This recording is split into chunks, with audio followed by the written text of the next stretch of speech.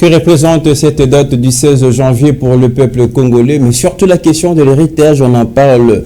Évidemment, j'ai la notion de ce journal, l'invité Jean Miema avec nous sur ce plateau. Bonsoir et bienvenue. Merci beaucoup de m'avoir invité, cher camarade. Allez, je rappelle, vous êtes analyste politique. Merci d'être parmi nous ce soir. Mais on commence d'abord par cette première question. Que représente cette date du 16 janvier à la RDC, à son peuple? Vous savez qu'il y a beaucoup d'auteurs qui ont écrit sur l'histoire de l'humanité et l'histoire des êtres humains en formant une société. Et en Afrique, nécessairement, pas seulement au Congo, Laurent Désiré Kabila, c'est quelqu'un qui représente toute une image africaine, et pourquoi pas dire congolaise en général, en particulier plutôt. C'est un nationaliste, c'est quelqu'un que j'aime bien par rapport à sa politique, son combat. Bien que la prise des pouvoirs par des armes n'a jamais été soutenue, parce que moi je ne soutiens jamais ceux qui préfèrent prendre le pouvoir par des armes. Mais Laurent Désiré, personne ne peut ignorer qu'à son époque, il y avait de la discipline dans ces pays, et tout le monde était à sa place, et tout ça, ça nous révèle comment est-ce que quelqu'un qui avait des belles intentions pour ces pays être tué comme ça? 3 ans juste après sa prise de pouvoir. Oui, mais il faut comprendre que l'impérialisme continue à dominer sur l'Afrique. Et les gens comme Laurent Désiré Kabila avaient besoin du changement. Sauf, pour moi, je m'étais toujours dit, l'unique erreur pour Laurent Désiré Kabila, le fait de s'allier, non, pas seulement pressé, ce qui a occasionné sa prise de pouvoir, c'est la méthodologie qu'il a utilisée. Le fait de s'allier aux rebelles, aux groupes armés pour prendre le pouvoir par force, et notamment, il n'a pas tenu compte que quand vous signez l'accord, politiquement, vous devez respecter les signatures. Vous restez un peu redevable, justement. Mais oui, manque de redevabilité de la part de Laurent Désiré Kabila, c'est comme ça qu'il a été tué, parce que nombreux pensent qu'il était contre les États-Unis d'Amérique ou la communauté internationale. Non, mais moi, je me suis toujours dit qu'il n'avait pas respecté les accords avec les ennemis de la nation. C'est là l'unique erreur, mais sinon, il reste un nationaliste. Alors que l'héritage, 24 ans après sa disparition, c'est quoi l'héritage politique? Parce qu'on peut les palper aujourd'hui. Mais oui, Laurent Désiré Kabila, il s'est inscrit dans l'ordre d'un panafricaniste avéré.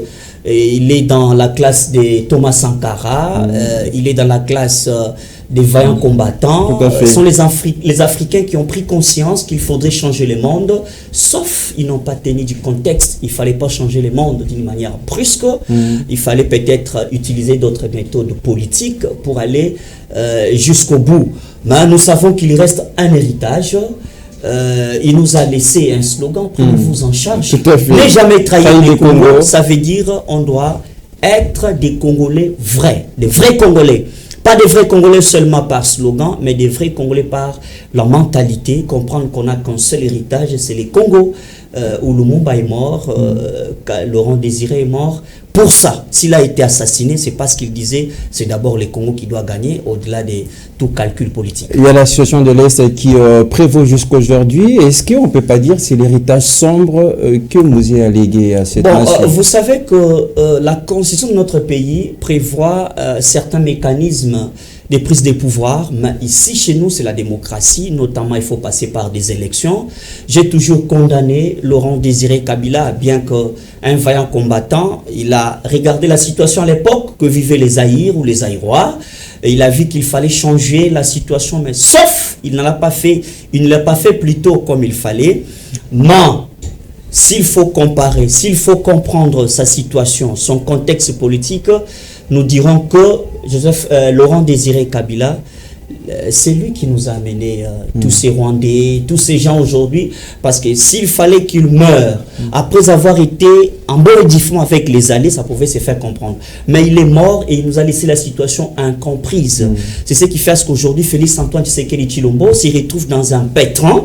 Nous savons qu'on a espoir, c'est quelqu'un qui se bat pour sortir de la caverne. On ne veut pas trop coller à Laurent Désiré Kabila cette casquette. Il n'était pas le seul, ils étaient nombreux parmi tant des Congolais qui cherchaient à retrouver le pouvoir. En 30 secondes pour terminer, on parle de cet héritage de Laurent Désiré Kabila, la redevabilité en parlant de son histoire, c'est aussi de dire aux gens qui nous regardent droit dans les yeux qui a tué Laurent Désiré Kabila? Bon, à cette question, vous savez que nombreux ont subi des peines, notamment Edi Kapen, ils sont nombreux à avoir subi ce peine, mais la justice ne s'est jamais prononcée clairement. On savait qu'on citait aussi son rapproché, si j'ai encore...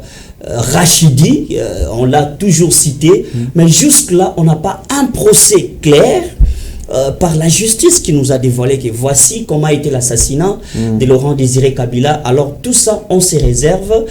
C'est comme si l'accusateur jouissait encore de la présomption d'innocence. On ne peut pas dire que tel avait tué Laurent Désiré Kabila, sauf on retient les contextes dans lesquels il a été tué, le fait d'avoir été dans des tracasseries ou tiraillements avec ses alliés. Jean Miema, je rappelle, vous êtes analyste politique. Merci pour votre décryptage. Merci beaucoup, c'est moi qui vous remercie.